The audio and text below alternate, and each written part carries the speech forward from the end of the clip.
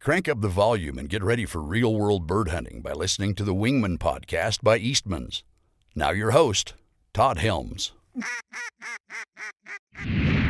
Hey guys, Todd Helms here with Wingmen to bring you a Christmas edition of the Wingmen podcast.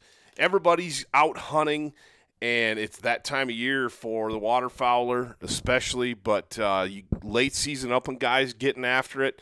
It is a magical time to be in the field with a shotgun in your hands. And as many of us are looking at a little bit of vacation time in the next few days to spend time with friends and family between now and the new year, I just wanted to take a few minutes and talk about what Christmas looks like to the Wingmen crew, and kind of share a season's greetings, a Merry Christmas, and a Happy New Year to all of you listening. Thank you for tuning in to this podcast. We couldn't do this without you, and I am incredibly thankful for the platform that has transpired in the last year with this, in the last few months actually with this, and I hope you're enjoying it. From what I can tell by the listens and the downloads that I look at on SoundCloud, you guys are liking what we're doing. You're enjoying the podcast, and I'm really excited to bring you more great episodes in the coming weeks, months, and over the next year. We've been really fortunate to have some amazing guests already on this podcast. Some of the biggest names in the waterfowling industry, anyway. And I'd really like to branch out and get some upland guys on the podcast as well. But you know, what's Christmas look like this year for us? Maybe what's Christmas look like for you? The elephant in the room is COVID-19. Travel restrictions, whatever you're facing down. But that's not going to stop us from having a Merry Christmas. That's not going to stop us from getting together with the people that we love and that we hold dear. We're fortunate. Actually going to be able to film a webisode with my dad over the next few days. We don't get to hunt together very much at all. Dad's almost 70 years old now, and he lives in Iowa, and obviously I'm out here in Wyoming, and we don't get to see each other as much as we'd like, and we definitely don't get to hunt together like we used to. And so we thought we'd bring you a webisode, a YouTube video this year. If we can put it together and get the right footage, we're going to tell Big Jake's story. At least the story of hunting ducks in the next few days with Big Jake. Super, super excited and thankful that that's going to be able to take place. Like I said, just don't get to do enough of that anymore, and it's always special when you can have Dad in the blind. He's the one that introduced duck hunting and upland bird hunting and wing shooting in general, the shotgun life basically. Ducks, dogs, guns, you name it. He was the one. He had the passion for it, and he was the one that instilled that passion in me. And it's a lifestyle. It's something that it's not just a passion. It's not just a hobby. It's not something that I do. It's who I am, and it's who all of us here at Wingmen are. And my life would look very different if it wasn't for those things. And so thanks, Dad. I appreciate that. And like I said, I'm stoked that you get to be here for a few days, you and Mom, over Christmas, and that we're going to get out and chase some mallards around, maybe some geese. Conditions right now are tough. I was out this morning looking for birds, and places that normally are loaded with ducks and geese this time of year have just been dead. We've had a couple of good shoots. We had a day 2 weeks ago where we did extremely well. We did a 5-man limit in about an hour. We didn't shoot the greatest, otherwise we would have been done a lot faster. There's so many birds, and we did our best not to shoot into those big groups. You don't want to put cripples out in the weeds and educate all your birds with one volley. And we only had 2 dogs, and we're hunting a very, very swift river out here. And with 2 dogs, 2 or 3 ducks on the water at a time is pretty manageable. With 2 good dogs, you get much more than that, and you're probably going to be losing birds. The river is not very big, it's pretty twisty, and it's really fast. And so birds get sucked downriver really quickly, and they get away from the dogs, or they get into a spot where it's not safe to put a dog in the water to get them. So we just kind of shoot those small groups, singles, pairs, doubles. Yeah, I guess that's what a pair is a double, Todd. Good grief. But those small groups, and that way we're not knocking down more birds than we can handle, and we're not educating a bunch of birds at the same time. So that's something to think about as you head into this late season when birds do tend to group up, and you can get into some pretty crazy shooting. Not that we won't take advantage of big groups if it's the only situation we've got. Sometimes hunting fields, you're looking at the only birds that are coming are big groups, and it's kind of your only option. So, but definitely that's what we like to do. And kind of went off on a rabbit trail there about the birds, but that's where my brain goes pretty much. But back to the Christmas message again. Whatever you get a chance to do and get out and do it, enjoy it. And remember that spending time with friends and family over the holidays is the best thing that we can be doing. And we can sneak some hunting into that, all the better. And those of you that can't get with friends and family or can't be with friends and family for whatever reason, my heart goes out to you. And I hope you have a Merry Christmas anyway. And just getting back to the weather, we have had really a downturn as a waterfowler would go. The upland guys are loving it because it's nice, it's warm. We don't have hardly any snow, even in the mountains.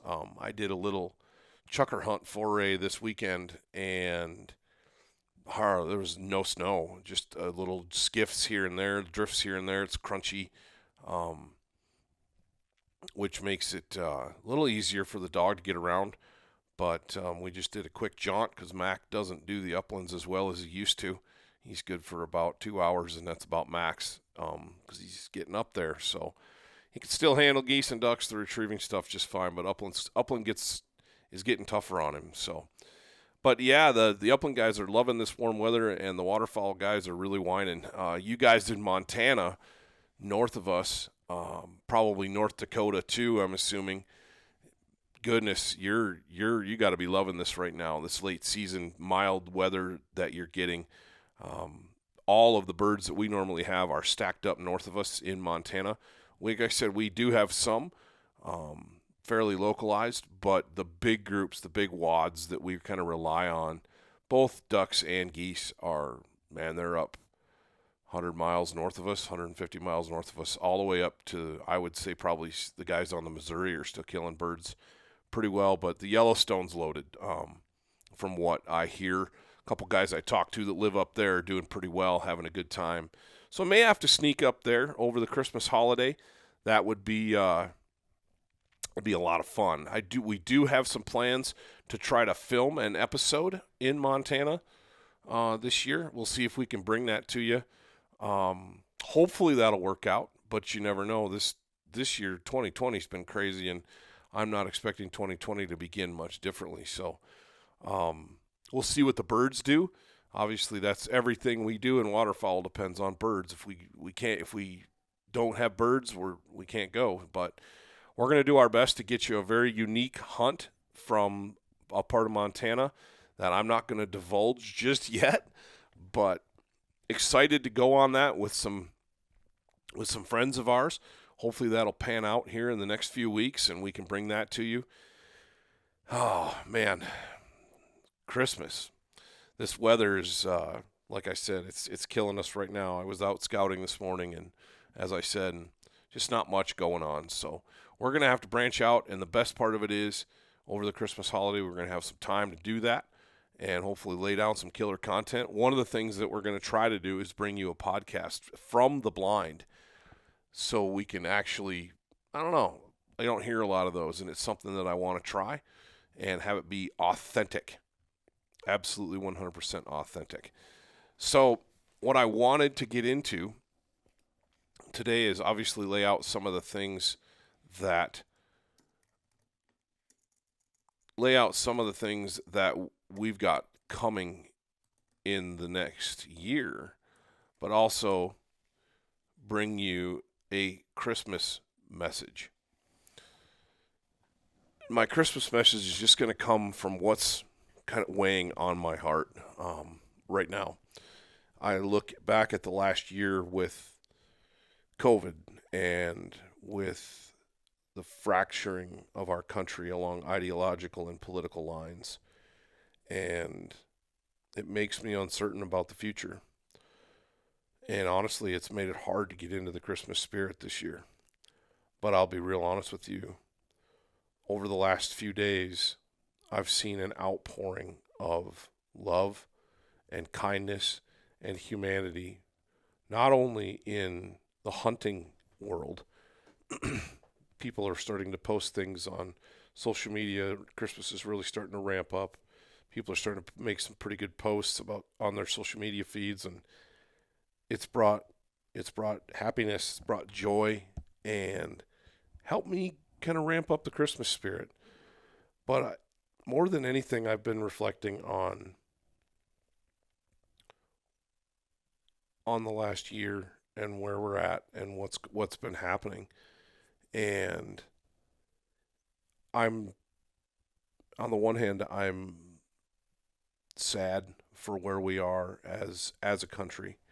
On the other hand, I've seen some amazing stories come out of people helping people.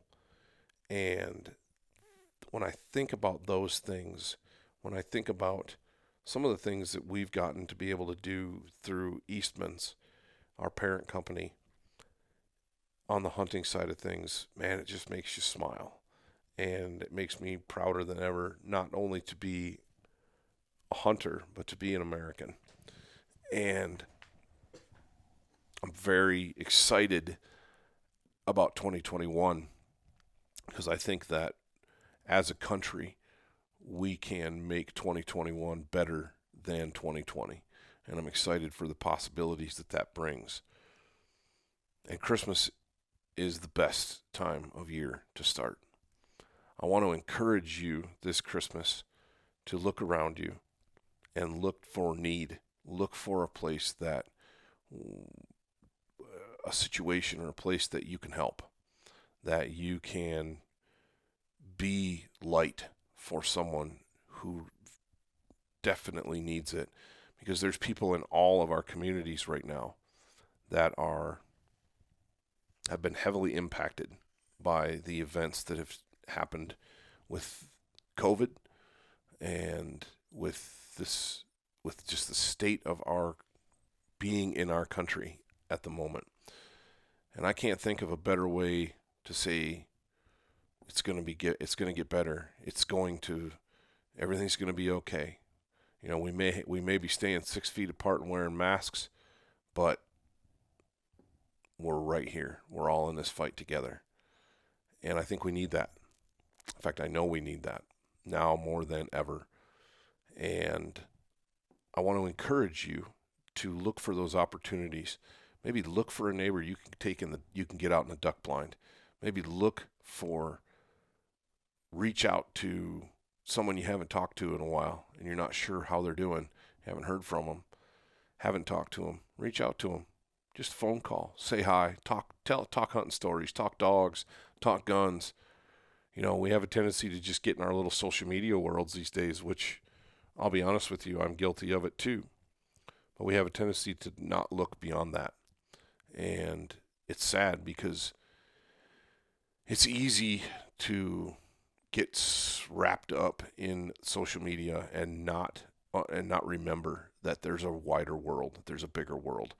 And if you can take somebody hunting, if you can share a duck blind, if you can share a thermos of coffee on a cold morning on a tailgate of a pickup, watch a sunrise before you cast the dogs into a cattail slough for pheasants.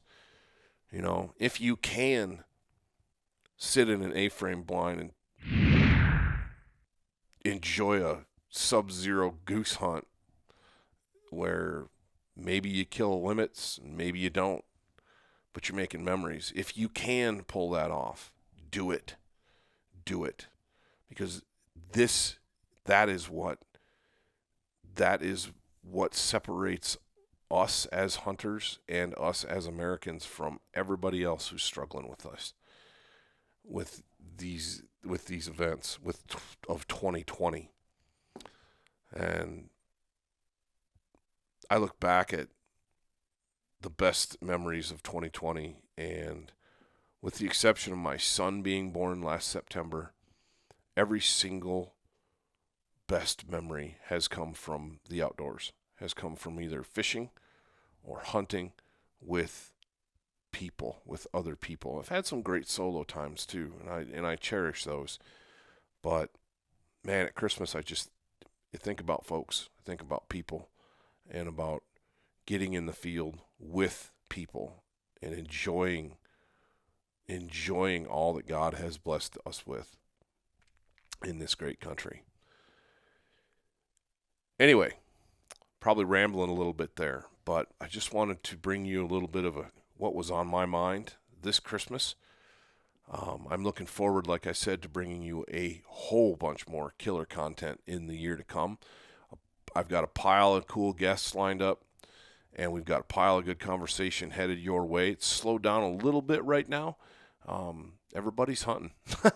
That's a great problem to have as a podcast host. I tell you what, to struggle to get in touch with folks because they're out hunting. That's going to make killer podcast episodes for later in the year, and I'm really excited for that. So hey, have a Merry Christmas, have a Happy New Year, and get out there in the field and make some memories with people this holiday season. I know I'm going to, and I'm excited to bring you more awesome content in 2021.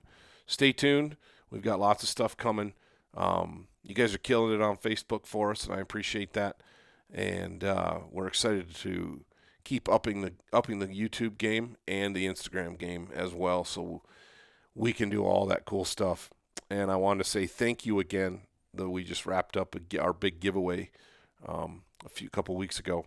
And I want to say thank you again to all of our partners that were involved with that. We couldn't do what we did without them and without you supporting us. So thank you again. Have a Merry Christmas and a Happy New Year, and God bless.